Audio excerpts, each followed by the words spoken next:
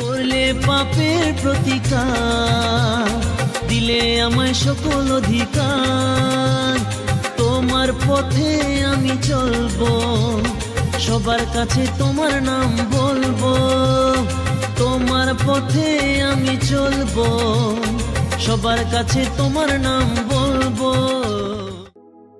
প্রিয় শ্রোতা বন্ধু, স্বাগত জানাই। গতকাল এক্লেসিয়া শব্দটি থেকে আলোচনা করেছিলাম যে ঈশ্বর আমাদের আহ্বান করেছেন এবং এর উদ্দেশ্য ছিল পৃথকীকরণ।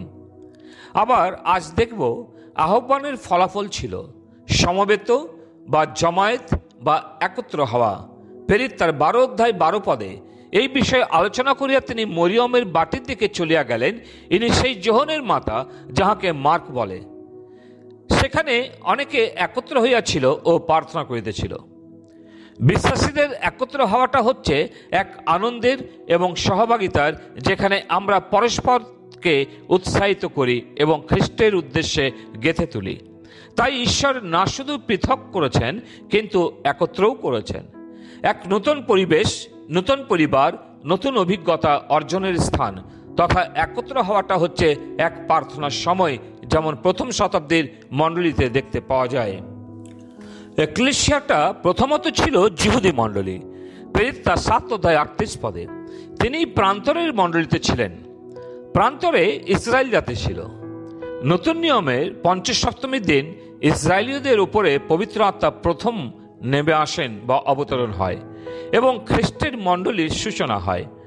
এরপর আমরা দেখতে পাই প্রেরিত 19 অধ্যায় 32 পদে, 39 এবং 41 পদে পরজাতীয়দের সভা।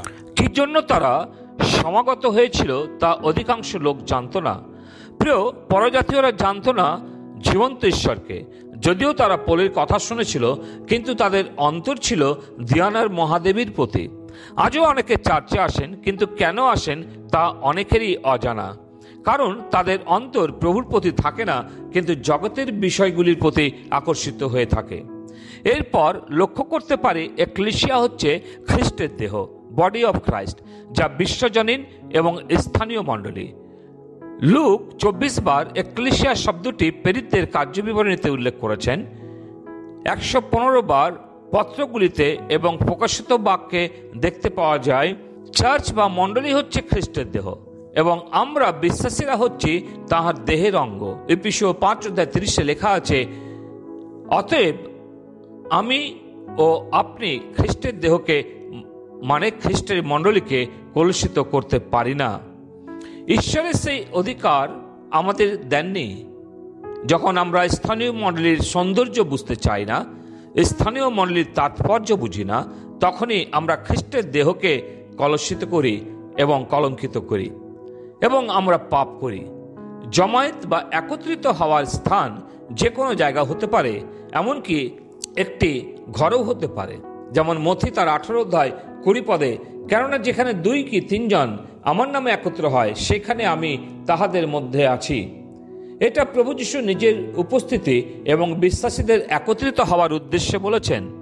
কিন্তু জিহুদীদের ধর্মধাম স্থাপন প্রতিষ্ঠা করার জন্য 10 সদস্যের কোরাম প্রয়োজন ছিল। এক্লেসিয়া শব্দটি বিভিন্ন ক্ষেত্রে বা বেশ কিছু লক্ষ্যে ব্যবহৃত হয়েছে। প্রেরিত 19 অধ্যায় 39 আমরা পাঠ করি ব্যবস্থা মতে বৈধ মণ্ডলী। মথি তার 16 অধ্যায় 18 পদ, 18 অধ্যায় 17 পদ, প্রথম করন্থীয় 1 অধ্যায় 2 পদ, এফেসীয় 5 অধ্যায় 25 থেকে 27 পদ খ্রিস্টেতে বিশ্বাসীদের মণ্ডলী। কেবলমাত্র পবিত্র জনদের বলা হয়েছে, আহ্বান করা হয়েছে, ডেকে আনা হয়েছে। যেমন রোমিও 8 অধ্যায় 30 পদ, প্রথম করন্থীয় 1 অধ্যায় 2 পদ, দ্বিতীয় করন্থীয় 6 অধ্যায় 17 পদে। অতএব তোমরা তাহাদের মধ্য হইতে বাহির হইয়া আইসো ও পৃথক হও, ইয়া প্রভু কহিতেছেন। সাধু পৌল করন্থীয় বিশ্বাসীতে বলেছেন যেন তারা অসম জোয়ালিতে বদ্ধ না হয়, প্রতিমাদের সহিত সম্পর্ক না রাখে, অধর্মের জীবনযাপন না করে, অন্ধকারের সমস্ত কার্যকলাপ হইতে বেরিয়ে আসে।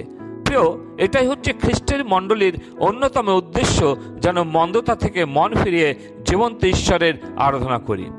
চার্চের জন্য যে হিব্রু শব্দ ব্যবহৃত হলো তা মেলেকিও। প্রথম শব্দ এক্লেসিয়ার বিভিন্ন দিক সংক্ষেপে দেখার চেষ্টা করেছি।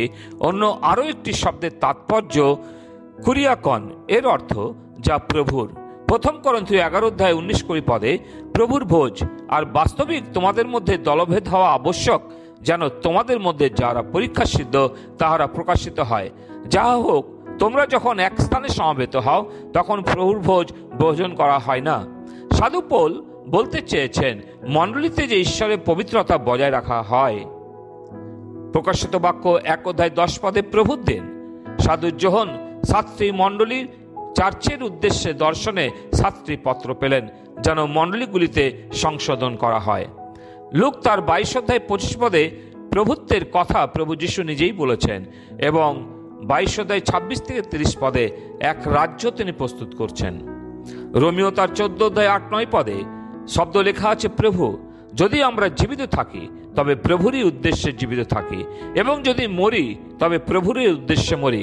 অতএব আমরা জীবিত থাকি বা মরি আমরা প্রভুরই, কারণ এই উদ্দেশ্যে খ্রিস্ট মরিলেন ও জীবিত হইলেন, যেন তিনি মৃত ও জীবিত উভয়েরই প্রভু হন। প্রিয়, আজ সকালে যীশু খ্রিস্ট আপনার জীবনের প্রভু। তার প্রভুত্ব কি জীবনে মেনে নেবেন?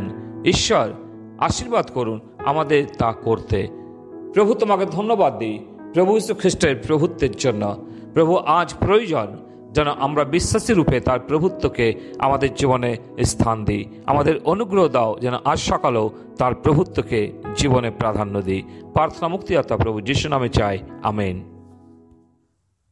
যিশু তোমার ভবনে আমরা সবাই এসেছি, নৈবেদ্য সত্য হৃদয় তোমার কাছে এনেছি। হালেলুয়া, আরাধনা করি তোমার বন্দনা। হালেলুয়া, আরাধনা করি তোমার বন্দনা।